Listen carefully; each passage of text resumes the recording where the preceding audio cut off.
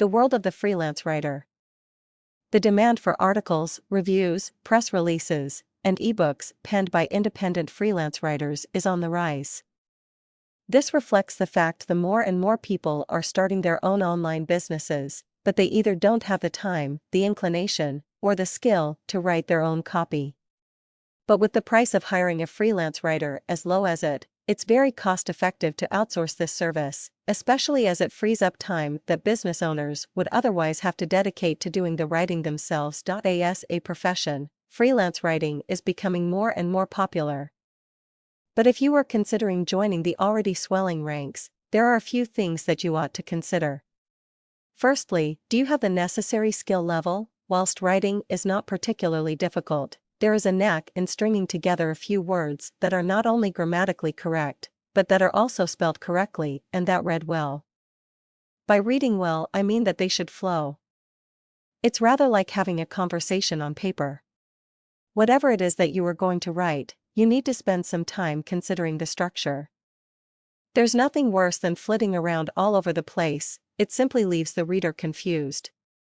Your writing must have a beginning and an end, and the body of text that is the filling of the sandwich should lead the reader along logically, passing those viewpoints that need airing along the way, reaching towards a clear summary and conclusion. A lot is talked about in terms of originality, but quite frankly, it is sometimes impossible to be original in terms of the facts.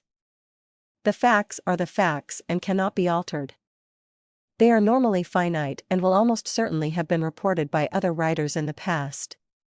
What can be original, however, is the way that these facts are presented, and the analogies or parallels that you draw. It is said that mimicry is the sincerest form of flattery. Well, this certainly isn't true in the world of the freelance writer. Plagiarism is a cardinal sin. Any writer who resorts to copying another writer's work verbatim should be hung, drawn, and quartered, and even taking another author's work and merely changing the words around is not too clever either. It smacks not only of laziness, but of lack of respect.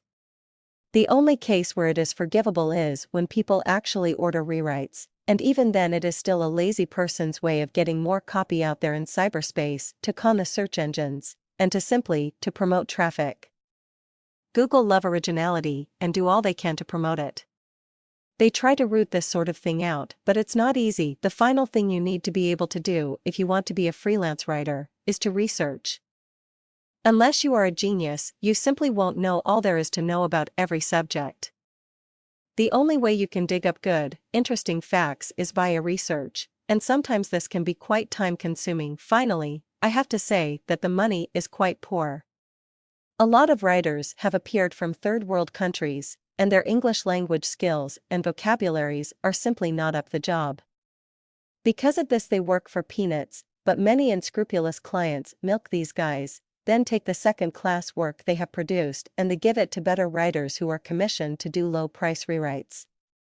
It goes on quite a lot and serves to drive the price down for middle-class, hard-working writers like yours truly. All in all, a freelance writer's life is a hard life, but having said that, it can be immensely satisfying. I for one wouldn't do it otherwise.